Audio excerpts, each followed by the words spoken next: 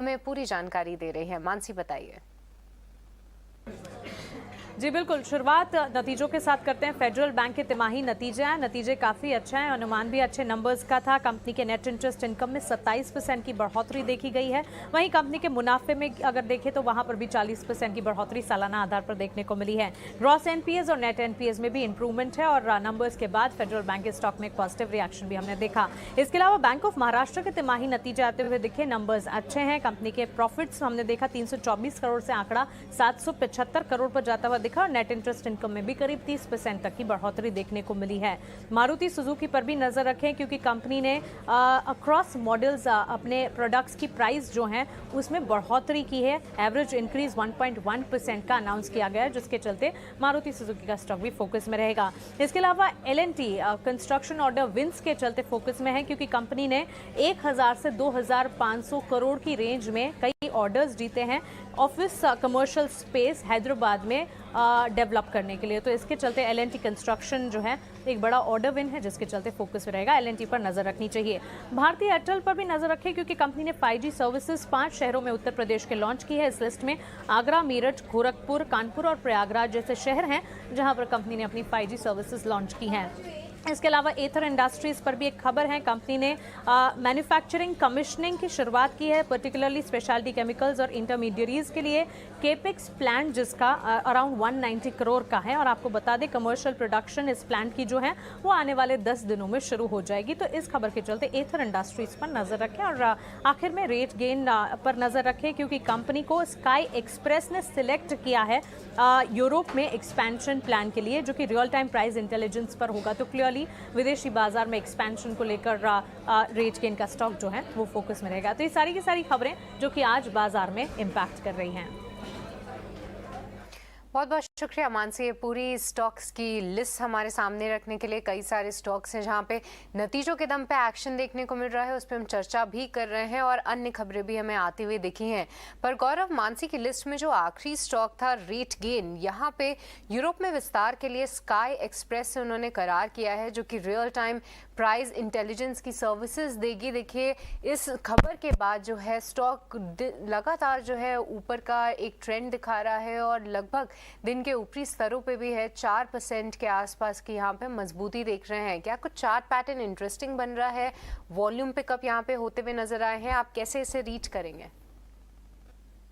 देखो, इसको हिलने का दो तरीके हैं। अगर आप इसके डेली चार्ट्स अगर देखेंगे तो यहाँ पे एक ब्रेकआउट हमको देखने मिला था 343-44 के ऊपर कंफर्टेबल ऊपर ट्रेड कर रहा है। और जो अभी पिछले 3 कैंडल्स देखेंगे, आज का दिन, कल का, परसों का, अगर आप देखेंगे 3 ट्रेडिंग सेशन का, तो हम इसको कहते हैं स्टिक सैंडविच पैटर्न। तो इसका होता है कि आज का कैंडल क्लोज है, आज का जो कैंडल है उसके हाई के ऊपर आप कल बाय कीजिए तो आपका सेफ्टी कुशन ज्यादा हो जाएगा। आपके जो स्टॉप लॉसेज हैं वो 345 होंगे और आप यहाँ पे 400 तक के लिए प्ले कर सकते हैं। तो आइडियली मुझे कहा जाए तो मैं आज की क्लोजिंग का वेट करूंगा और कल जो है जो प्राइसेस हैं वो आज के हाई को पार करते हैं तो उसको बाय कीजिए, वो एक सही रणनीति होगी इसको प्ले करने की।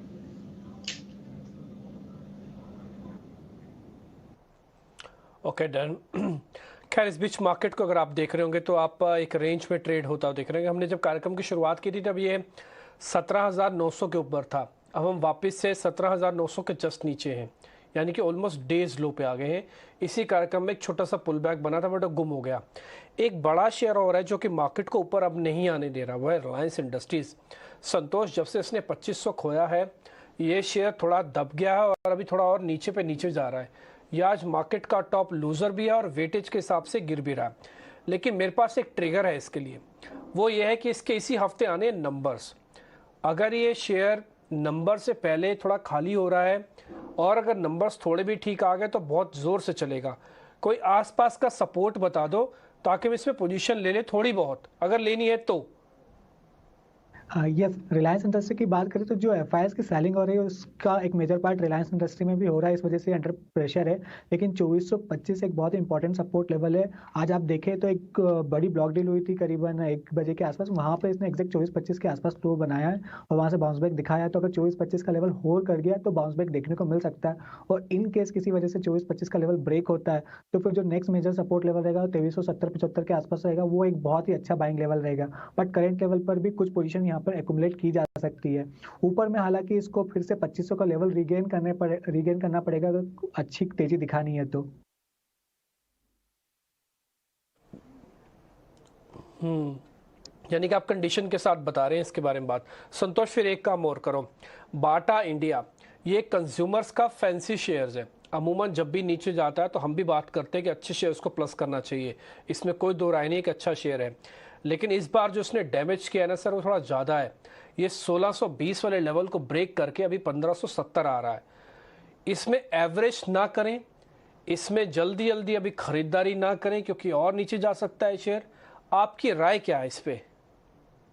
डिम्पी, अभी आप एक पैटर्न देखो तो जो भी मेजर जो स्टॉक्स गिर रहे हैं वो बहुत जो पहले प्रीमियम वैल्यूएशन पे ट्रेड करते थे, जो सबके फेवरेट हुआ करते थे, एफआईएस के फेवरेट हुआ करते थे, वैल्यूएशन महंगे थे, अब वहीं एक बड़ा डैमेज देखने को मिल रहा है और बाटा इंडिया उसमें से एक है। हालांकि 1550 एक सपोर्ट लेवल है, वहाँ पे थोड़ा सा रेस्ट कर सपोर्ट लेने की कोशिश कर रहा है, तो हो सकता है यहाँ से सपोर्ट ले सकता है, लेकिन थोड़ा सा वेट करना चाहिए। कंफर्मेशन का कोई रिवर्सल सिग्नल मिलता है तभी ट्रेड लेना चाहिए, क्योंकि इनकेस अगर 1550 का लेवल ब्रेक हुआ तो शायद फिर और पेन देखने को मिल सकता है इस काउंटर में। तो मेरे हिसाब से इसमें वेट कीजिए, थोड़ा सा 1600 रुपए के ऊपर क्लोजिंग देता है किसी दिन तो फिर एक उम्मीद बनेगी कि शायद स्टॉक में रिवर्सल के सिग्नल्स मिल रहे हैं। ओके, तो ये थी राय आपके लिए बाटा इंडिया पे। पर गौरव, एक बार आपसे ऑटो स्टॉक्स पे चर्चा करना चाहेंगे। देखिए, मारुति सुजुकी पे राय ली थी मैंने कि बाय के लिए यहाँ पे कुछ आपको कॉल्स दिख रही हैं या नहीं, पर निफ्टी ऑटो और साथ ही कई सारी अन्य ऑटो कंपनीज, चाहे वो टू व्हीलर से हो या पैसेंजर व्हीकल स्पेस से हो, ऊपरी स्तरों से काफ़ी वीकनेस दिखा चुकी हैं। एग्जाम्पल के तौर पर Mahindra and Mahindra, TVS Motors, ये जो 2022 के लीडर्स थे साल की शुरुआत से लेकर अब तक, इनमें भी हमें अच्छी खासी गिरावट देखने को मिली है। क्या यहाँ पे और वीकनेस आगे चल के गहरा सकती है या फिर यहाँ पे जो सेलिंग है वो अब थोड़ी सी थमती हुई नजर आनी चाहिए? सिलेक्टिवली यहाँ पे स्टॉक्स आ सकते हैं, बट पूरे इंडेक्स में करेक्शन है ऐसा फिलहाल लग नहीं रहा है। अगर आप देखेंगे 8, जैसे मैंने कहा